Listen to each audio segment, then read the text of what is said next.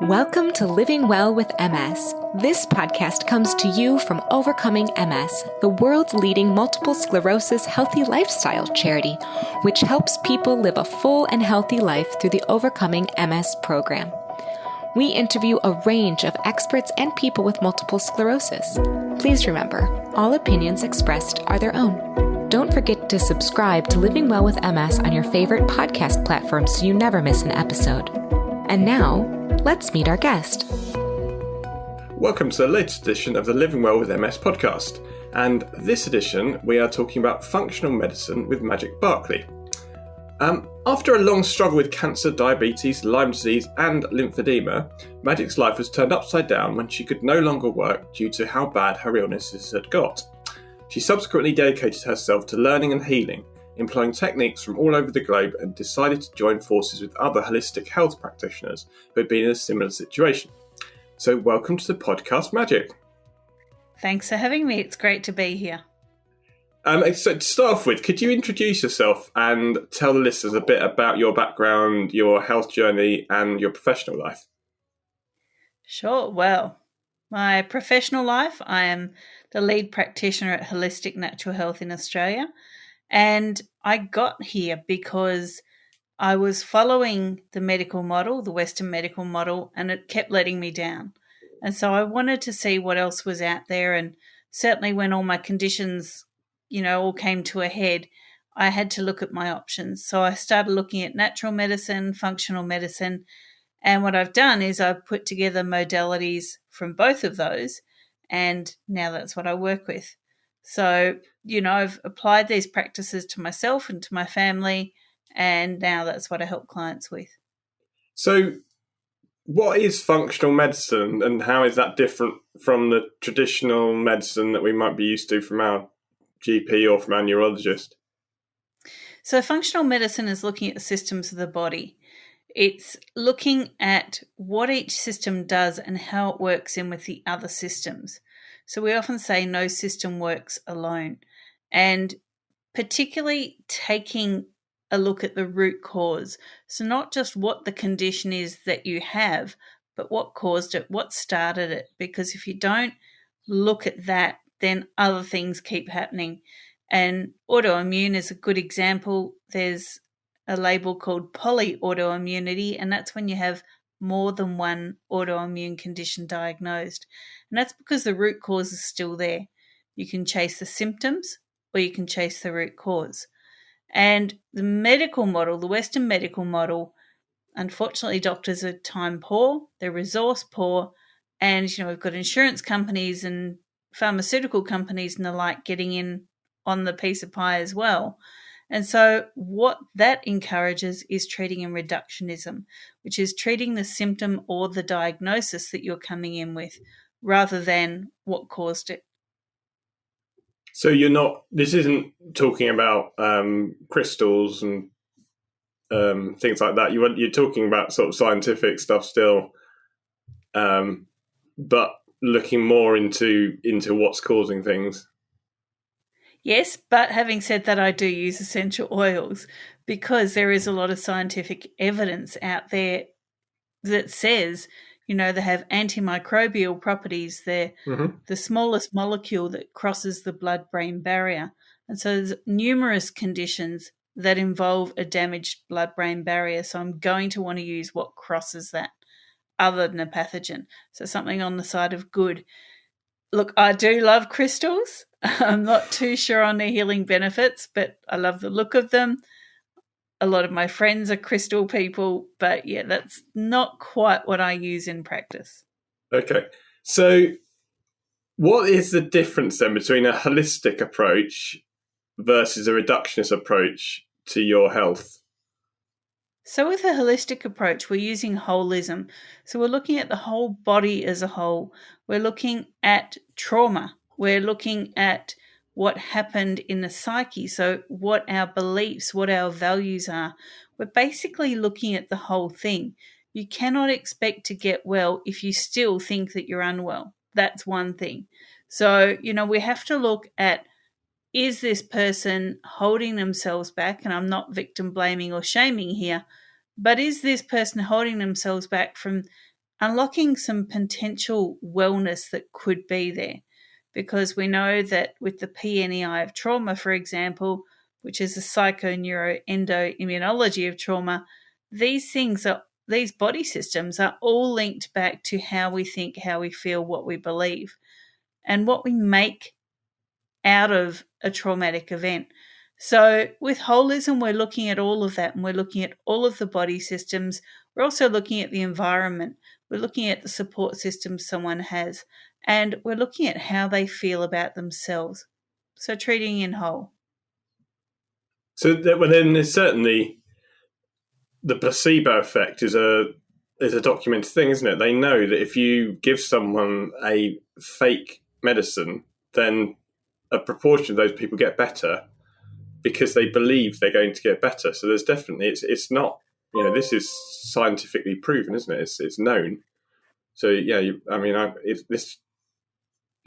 a lot of these things are, they're known about, but are people doing anything with them? That's the problem, isn't it? I think.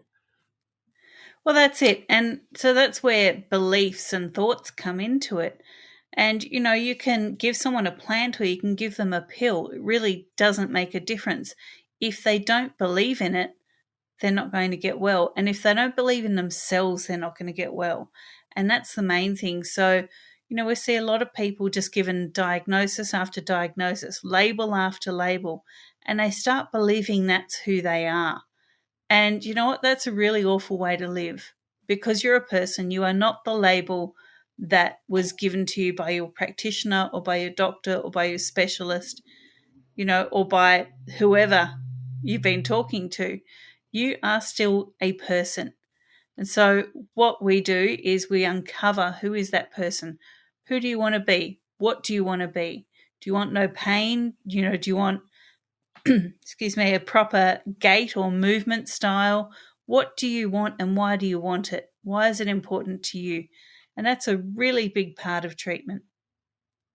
So you mentioned PNEI, I'm going to try this, psychoneuroendocrinology, I think. Close. What is so we'll just quote PNEI from now on. So what is that? If you touched on that. So yeah, it's something that Dr. Gabor Mate spoke about in his book, When the Body Says No. And when he published that, it was just an emerging field in science. So it's looking at what the limbic system, so our central part of our brain where all our thoughts and emotions, feelings are all created, what that has to do with the nervous system. So it sends messages to the nervous system.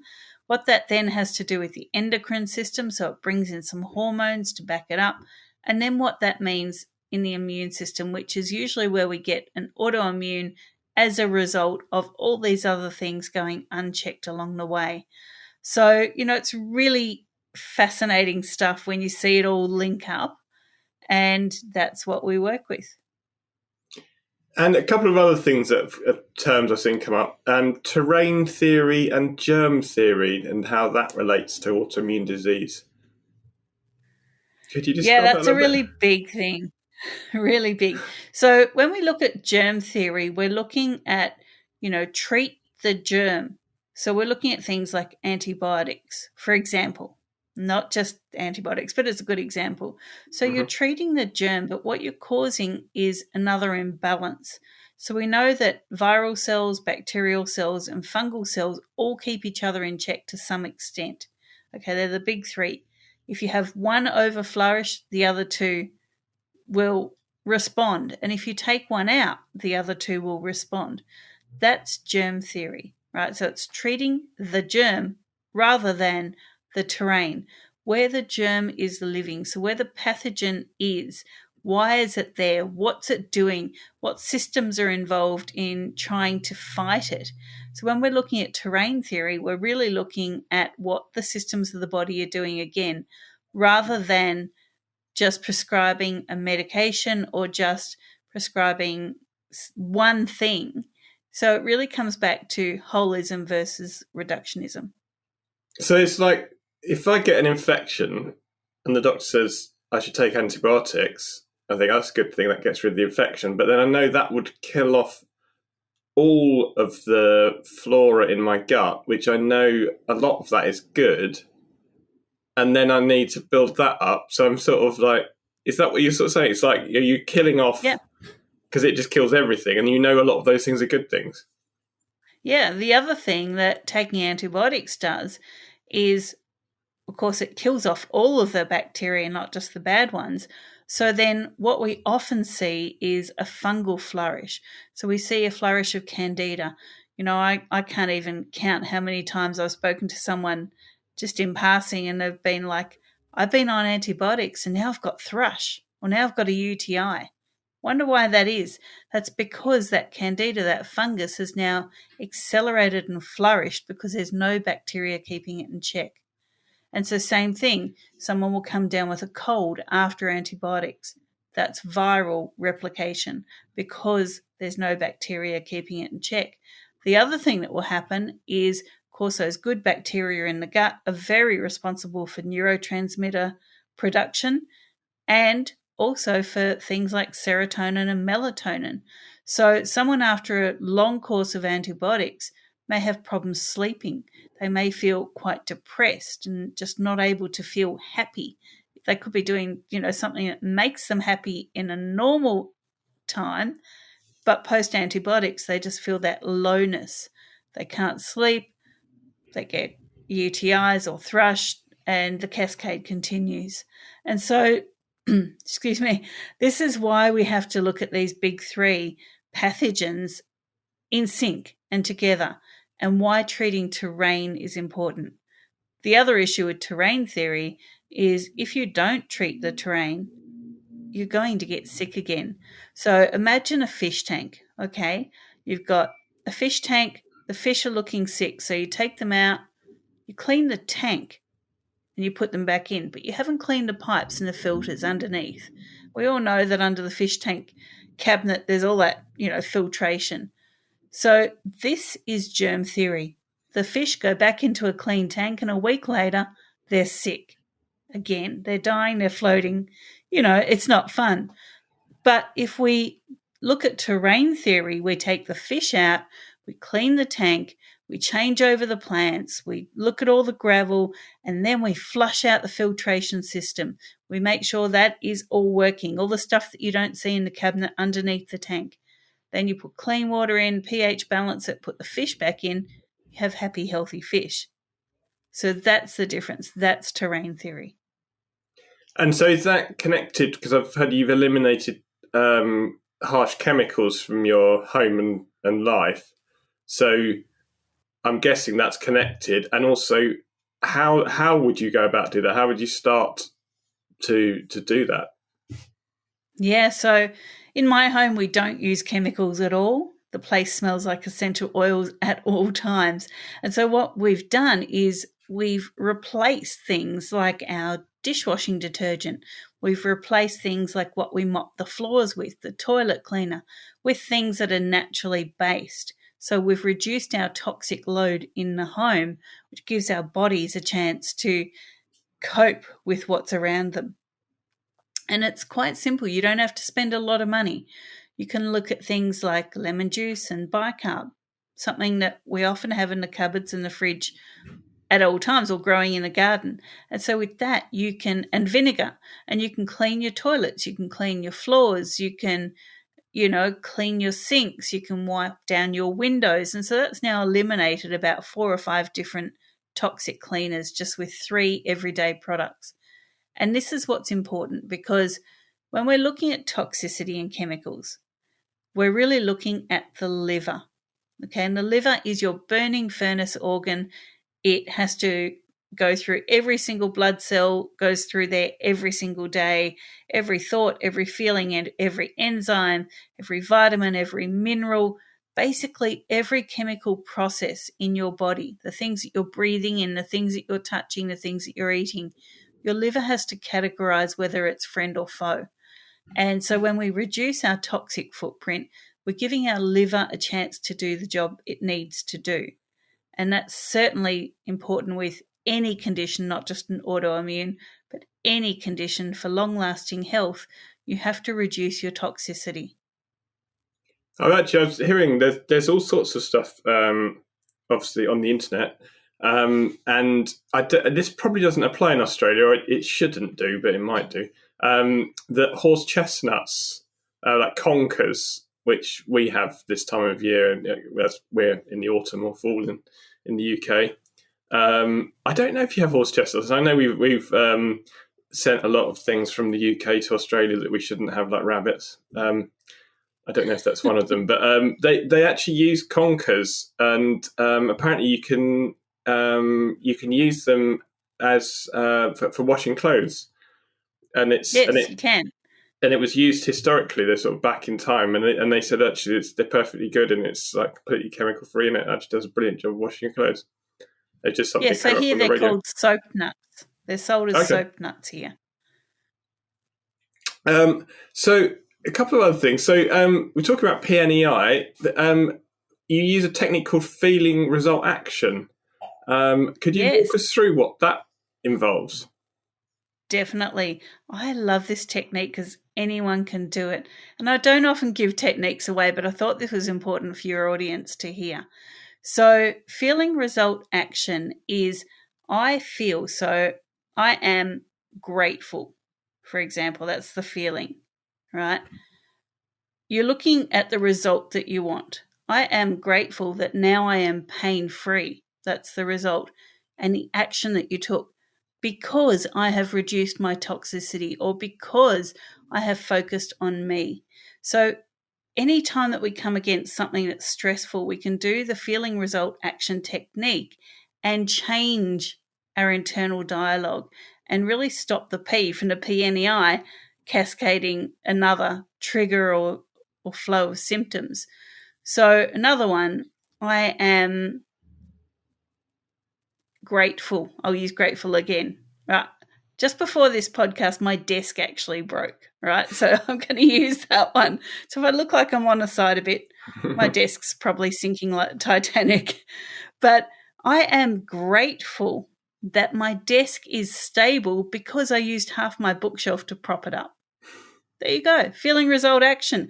I could be sitting here going, wow, my desk broke right before a podcast. But I'm not. I'm going, I'm grateful that I had those books there. So when we do a feeling, result, action, like I said, we're changing that internal dialogue. And that in itself is something that we can do every day to stop that raise in adrenal hormones that keep us in a stressed state. And the reason this is important is when we're in a stressed state, we get sick. And so there's a lot of research about stress, and certainly something that Overcoming MS promotes is stress reduction. That's one of the key pillars. And there's a lot of research that stress causes or exacerbates symptoms and leads to inflammation. So what tips would you have to reduce those levels of stress? Sure. Well, the first thing is change your thought patterns, right? So your body hears what you're saying, what you're thinking, what you're feeling, and it will match you. So if you walk down, into your lounge room from your bedroom first in the morning and you're going, wow, I'm in so much pain, your body hears that and it says, you're in pain. I better keep that going. You've just told me it is so. So I will make it so. And so then you will get more pain. If you walk out of your bedroom down into the lounge room and you say, do you know what? I think I'm going to be able to get such and such done today. Then you'll get such and such done today. You're really languaging what is going on there. So when we're in a stressed state, our body hears that. And that's where this feeling, result, action comes in, because it's just one simple technique to lower your stress. The other thing is recognize what stresses you. Okay, so some people will have hot flashes when they're stressed. Some people will feel pain. Some people will withdraw. So look at what that is and then take yourself out of a stressful situation. Nothing in life, and I say nothing in life, is worth you dying from stress. And yes, you can die from stress because it does cause the inflammation. It triggers inflammation. It adds to a whole lot of other things. it just starts a snowball of all the systems of your body meeting that point, that stress point. So take yourself out of the situation. If you find yourself around people that increase your stress, don't be around them. Or decide to be around them for 5 or 10 minutes. Give yourself a time cap and tell yourself, after 10 minutes, I'm out of this situation and I'll be okay. If you find it's work, if you find it's a doctor's appointment, if you find it's driving, again, either take yourself out of the situation, find an alternative, or give yourself a time limit so that you know internally it's not forever. And don't sit there going, oh, I'm so stressed. Because your body hears that, and guess what? It goes, really? This is a low level of stress. You want to be stressed? Oh, raise the bar. And you just don't want that happening. And some other things, some of our listeners might be familiar with Th1 and Th2 immune responses, but there's also Th17. So could you go over all of those, actually, if people are unfamiliar, and how they relate to autoimmune conditions like MS? Sure. So there's actually 5 known immune types at the moment, and they're doing a whole lot more study, and I'm excited to see what else they come up with. But we start with our innate immune system. So this is our immune type that we're born with. And our innate immune system comprises all our barriers. So blood-brain barrier, gut, digestive system, skin, the barriers. And then from there, that has 3 to 5 days to incur a pathogen and put it back into a latent state. In layman's terms, you get sick, say a cold, snotty nose, feel like your head's spinning for 3 days, and then you're fine. It's like, oh, what happened? It's gone. Great. Your innate immune system's done it. Now, on top of that, we have an acquired immune system. And most of the time, we sit in what's known as Th3, which is a neutral system. And imagine Th3 as the conductor with his sticks. And I don't know how many podcasts I've said this. I should know what they're called, and I still don't. So Th3 is the conductor, right? And something happens like a pathogen that the innate immune system can't cope with in 3 to 5 days. So it kicks it to the acquired system. So Th3 or T regulation says, go to Th1, right? That's your infection-fighting system. So Th1 is characterized by aches and pains, joint pain, heat in your knees when you're walking. A good example of this is the flu. We get the flu and it's almost like your hair hurts. Like everything hurts for another 3 to 5 days on top of the first 3. And you want to sleep and you've got the hot sweats and, you feel like if you walk down the hall, you might shatter. It's bad. But then you come good. So you jump out of Th1 back to Th3. And then we have Th2. Now, Th2 is the opposite of Th1. So Th1 breaks down things. So it breaks down pathogens. And Th2 is anabolic. It nurtures things. So we need to go to Th2 for things like pregnancy, for when we get a parasitic infection, that drives Th2 because if it doesn't, the parasite has no host it can live with. So it wants to be nurtured rather than be broken down. So we jump back to Th3. Now there's one more, and that's Th17. And this is your broken barrier system. So broken skin barrier looks like psoriasis. A broken gut barrier can look like Crohn's down the line. And a broken blood-brain barrier can look like MS, Parkinson's, Alzheimer's, because undigested proteins have crossed that broken barrier, gone to the brain, and now you have inflammation. And so this is where some of these conditions, there's a lot of study and a lot of research papers out there, and they're saying these are Th17 immune response-based conditions. So not relegating it totally to, if you correct the immune response, you correct the disease, but contributing to it. So when we're looking at broken barriers, we're looking at some of these bigger conditions. And the last place you want that is the blood-brain barrier. As I said, not much crosses that, pathogens do, undigested proteins do, but very few, medicines or supplements do. Fortunately for us, essential oils do. So that's where we can go after a root cause, go after a pathogen, and put them back into a latent state. And we have to do that before we heal the blood-brain barrier. So blood-brain barrier, there are essentials that can help in that area. And also the other one you mentioned was leaky gut, which I've heard a lot about with MS. So that's when something passes from the gut into the bloodstream that shouldn't, presumably. So how do you know if that's a problem with you, and how can you do something? But that seems something maybe that we could do more with ourselves. You can. And so leaky gut, when I talked earlier about a root cause, these undigested proteins are coming from the gut. So they're things that have made it through a broken barrier in the gut. Now, it might not be a full broken barrier as in Crohn's, but it is a leaky gut. And so many people are diagnosed with leaky gut. What that means is the junctions between the cells in the gut wall or gut lining have been pushed apart. And it's enough to let an undigested protein go through. And, we're not just talking protein from what you're eating, it's proteins from the things going on in your body as well. So when this gets into the bloodstream, it's not supposed to be there. So it then gets moved on to the next port of call. And it's when these broken barriers let the proteins, undigested proteins, into the bloodstream, they can get to the blood-brain barrier. And if your barriers are broken long enough, those undigested proteins will get into the brain area. And so particularly things like Parkinson's, there's a lot of study out there saying that is folded proteins that are up in that brain area that shouldn't be there. And, MS, there's more research going on about that. But again, there's so much saying it's stemming from a leaky gut. So what can we do with leaky gut?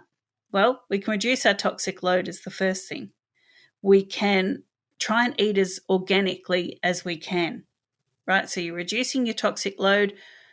You're going to try and eat locally produced stuff as well, because, if you're going to eat something that's been on a truck and in a freezer and transporter for 2 weeks, it's probably not going to have the right nutritional value for you.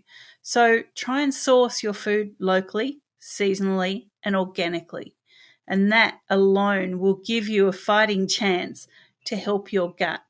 And the other thing is, try and avoid really inflammatory things. And we've heard this a million times. Avoid your store-bought convenience foods. Avoid soft drink. Avoid tap water. Tap water has a lot of stuff in it that is not good for your gut. So you should be drinking structured water, with filtered water, and you add in some of the goodness to it. And so there's a lot of things we can do with leaky gut. Unfortunately, it is the precursor to a lot of these conditions. So to wrap up, would you say if people look to eat an locally produced organic whole food diet and look at stress reduction, then that would help with the holistic approach to healthcare? Or is Definitely. there any other tips that are sort of like just as a quick catch-all? No, that's a really good start. And you know what? It's about getting started. So one of my mentors has a saying, and he says, it's not about getting it right, it's about getting it started. And so with our health, we want to do that as well.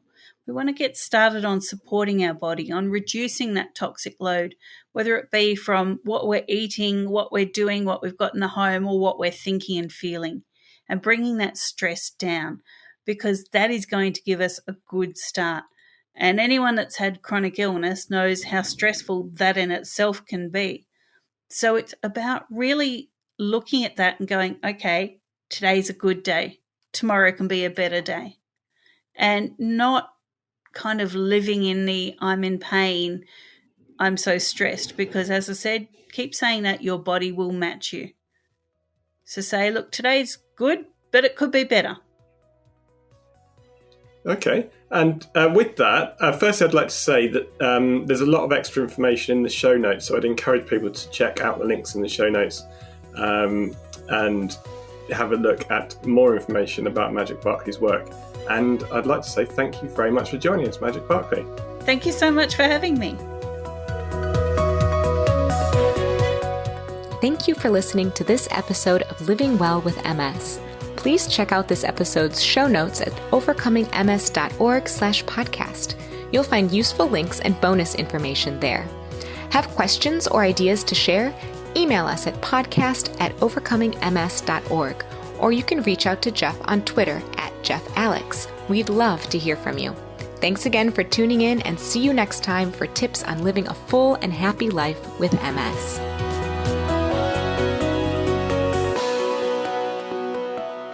The Living Well with MS family of podcasts is for private, non-commercial use and exists to educate and inspire our community of listeners. We do not offer medical advice. For medical advice, please contact your doctor or other licensed healthcare professional. Our guests are carefully selected, but all opinions they express are solely their own and do not necessarily reflect the views or opinions of the Overcoming MS charity, its affiliates, or staff.